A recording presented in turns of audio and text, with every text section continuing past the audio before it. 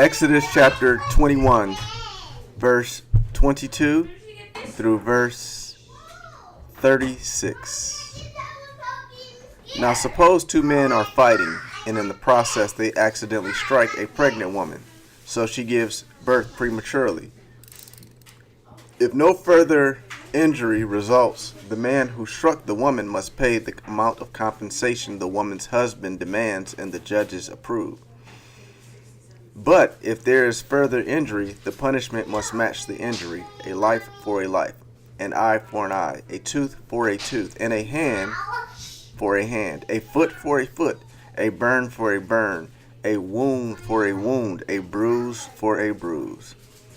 If a man hits his male or female slave in the eye and the eye is blinded, he must let the slave go free to compensate for the eye.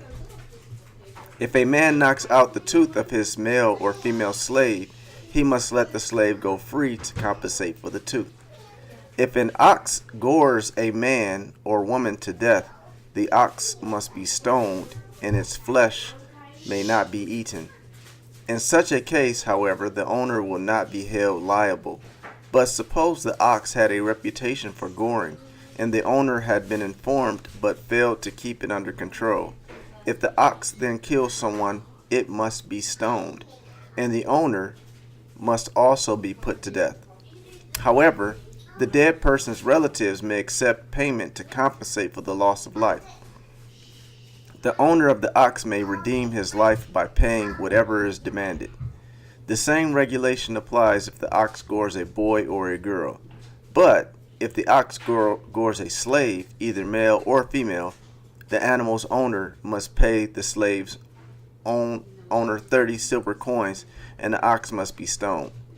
Suppose someone digs or uncovers a pit and fails to cover it, and then an ox or a donkey falls into it. The owner of the pit must pay full compensation to the owner of the animal, but then he gets to keep the dead animal. If someone's ox injures a neighbor's ox, and the injured ox dies, then the two owners must sell the live ox and divide the price equally between them. They must also divide the dead animal. But if the ox had a reputation for goring, yet its owner failed to keep it under control, he must pay full compensation, a live ox for the dead one, but he may keep the dead ox. Exodus chapter 22.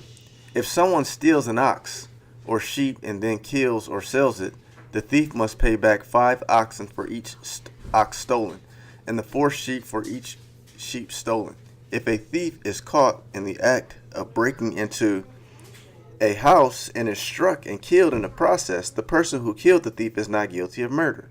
But if it happens in daylight, the one who killed the thief is guilty of murder. A thief who is caught must pay in full for everything he stole. If he cannot pay, he must be sold as a slave to pay for his theft. If someone steals an ox or a donkey or a sheep and it is found in the thief's house, in the thief's possession, then the thief must pay double the value of the stolen animal. If an animal is grazing in a field or vineyard and the owner lets it stray into someone else's field to graze, then the animal's owner must pay compensation from the best of his own grain or grapes. If you are burning thorn bushes and the fire gets out of control and spreads into another person's field, destroying the sheaves or the uncut grain or the whole crop, the one who started the fire must pay for the lost crop. Suppose someone leaves money or goods with a neighbor for safekeeping, and they are stolen from the neighbor's house. If the thief is caught, the compensation is double the value of what was stolen. But if the thief is not caught, the neighbor must appear before God, who will determine if he stole the property. Suppose there is a dispute between two people who both claim to own a particular ox, donkey, sheep, article of clothing, or any lost property. But parties must come before God. Both parties must come before God, and the person whom God declares guilty must pay double compensation to the other. Now suppose someone leaves a donkey, ox, sheep, or any other animal with a neighbor for safekeeping. but it dies or is injured or is taken away, and no one sees what happened. The neighbor must then take an oath in the presence of the Lord. If the Lord confirms that the neighbor did not steal the property, the owner must accept the verdict, and no payment will be required. But if the animal was indeed stolen, the guilty person must pay compensation to the owner. If it was torn to pieces by a wild animal, the remains of the carcass must be shown as evidence, and no compensation will be required. If someone borrows an animal from a neighbor and it is injured or dies when the owner is absent, the person who borrowed it must pay full compensation. But if the owner was present, no compensation is required. And no compensation is required if the animal was rented, for this loss is covered by the rental fee. Exodus chapter 22, verse 16. If a man seduces a virgin who is not engaged to anyone and has sex with her, he must pay the customary bride price and marry her. But if her father refuses to let him marry her, the man must still pay him an amount equal to the bride price of a virgin. You must not allow a sorceress to live. Anyone who has sexual relations with an animal must certainly be put to death. Anyone who sacrifices to any god other than the Lord must be destroyed. You must not mistreat or oppress foreigners in any way. Remember, you yourselves were once foreigners in the land of Egypt. You must not exploit a widow or an orphan.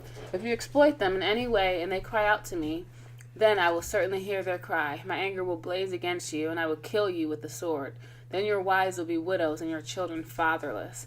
If you lend money to any of my people who are in need, do not charge interest as a money lender would. If you take your neighbor's cloak as a security for a loan, you must return it before sunset. This coat may be the only blanket your neighbor has. How can a person sleep without it? If you do not return it and your neighbor cries out to me for help, then I will hear, for I am merciful. You must not dishonor God or curse any of your rulers. You must not hold anything back when you give me offerings from your crops and your wine. You must give me your firstborn sons. You must also give me the firstborn of your cattle, sheep, and goats. But leave the newborn animal with its mother for 7 days, then give it to me on the 8th day. You must be my holy people. Therefore, do not eat any animal that has been torn up and killed by wild animals. Throw it to the dogs. You must not pass along false rumors. You must not cooperate with evil people by lying on the witness stand. Exodus chapter 23. You must not follow the crowd in doing wrong. When you are called to testify in a dispute, do not be swayed by the crowd to twist justice, and do not slant your testimony in favor of a person just because that person is poor. If you come upon your enemy's ox or donkey that has strayed away, take it back to its owner. If you see that the donkey of someone who hates you has collapsed under its load, do not walk by. Instead, stop and help. In a lawsuit, you must not deny justice to the poor. Be sure never to charge anyone falsely with evil. Never sentence an innocent or blameless person to death, for I never declare a guilty person to be innocent. Take no bribes, for a bribe makes you ignore something that you clearly see. A bribe makes even a righteous person twist the truth. You must not oppress foreigners. You know what it's like to be a foreigner, for you yourselves were once foreigners in the land of Egypt. Plant and harvest your crops for 6 years, but let this land be renewed. Lie uncultivated during the 7th year. Then let the poor among you harvest whatever grows on its own. Leave the rest for wild animals to eat. The same applies to your vineyards and olive groves. You have 6 days each week for your ordinary work. But on the 7th day you must stop working. This gives your ox and your donkey a chance to rest. It also allows your slaves and the foreigners living among you to be refreshed. Pay close attention to all my instructions. You must not call in the name of any other gods. Do not even speak their names. Matthew chapter 24, verse 1 through 28. As Jesus was leaving the temple grounds, his disciples pointed out to him the various temple buildings, but he responded, "Do you see all these buildings? I tell you the truth, they will be completely demolished. Not one stone will be left on top of another." Later, Jesus sat on the Mount of Olives. His disciples came to him privately and said, "Tell us, when will all this happen? What sign will signal your return and the end of the world?" Jesus told them, "Don't let anyone mislead you, for many will come in my name, claiming, 'I am the Messiah.' They will deceive many, and you will hear of war and threats of wars. But don't panic. Yes, these things must take place, but the end won't follow immediately. Nations will go to war against nation, and kingdom against kingdom. There will be famines and earthquakes in many parts of the world. But all this is only the first of the birth pains, with more to come. Then you will be arrested, persecuted, killed. You will be hated all over the world because you are my followers, and many will turn away from me and betray and hate each other. And many false prophets will appear and will deceive many people. Sin will be rampant everywhere, and the love of many will grow cold. But the one who endures to the end will be saved, and the good news about the kingdom will be preached throughout the whole world, so that all nations will hear it, and the end will come. The day is coming that when you will see what Daniel the prophet spoke about, the sacrilegious object that causes decreation standing in the holy place. Then those in Judea must flee into the... A person out on the deck of a roof must not go down into the house to pack. A person out in the field must not return even to get a coat.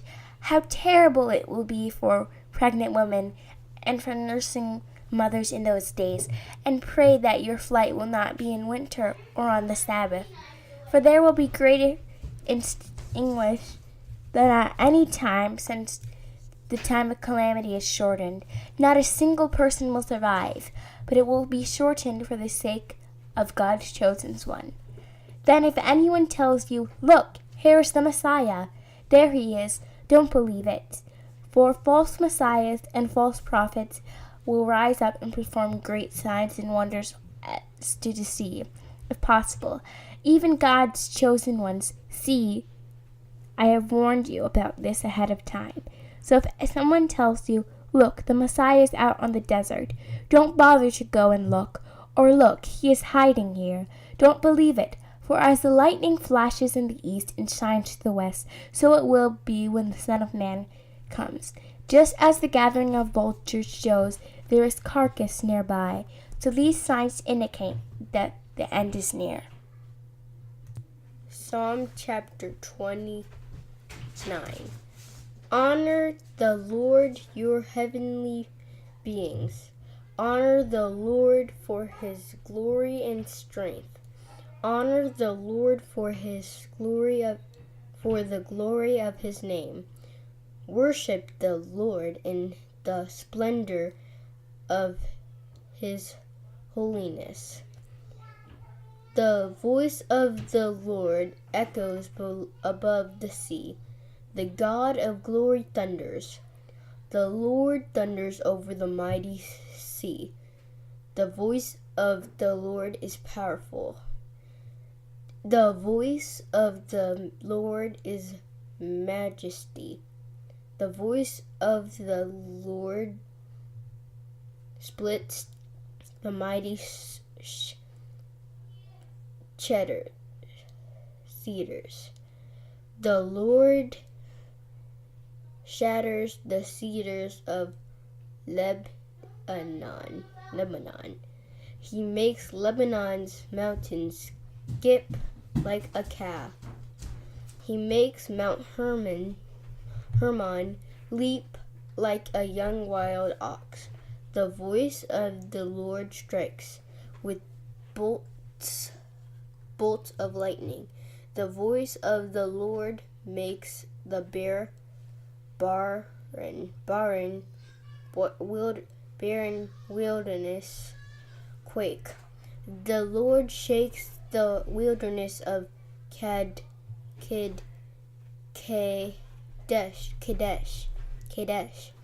The voice of the Lord twists mighty oaks and strips the forest bare.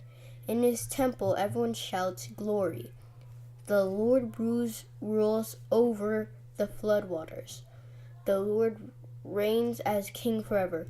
The Lord gives his people strength. The Lord blesses them with peace.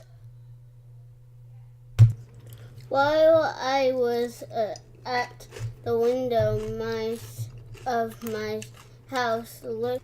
Proverbs chapter 7, verse 6 through 23. While I was at the window of my house, looking through the curtain, I saw some naive young men, and one in particular who lacked common sense. He was crossing the street near the house of an immoral woman, strolling down the path by her house. It was at twilight in the evening.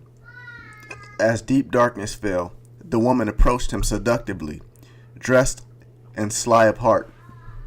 She was brash, rebellious type.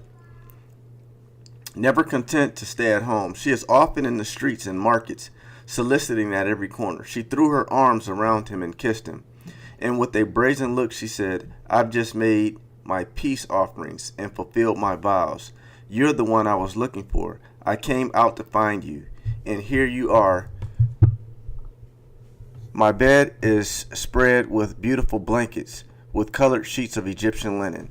I perfumed my bed with myrrh, aloes, and cinnamon. Come, let's drink our fill of love until morning. Let's enjoy each other's caresses. For my husband is not home. He's away on a long trip. He has taken a wallet full of money with him and won't return until later this month." So she seduced him with her pretty speech and enticed him with her flattery. He followed her at once like an ox going to the slaughter. He was like a stag caught in a trap, awaiting the arrow that would pierce its heart. He was like a bird flying into a snare, little knowing it would cost him his life.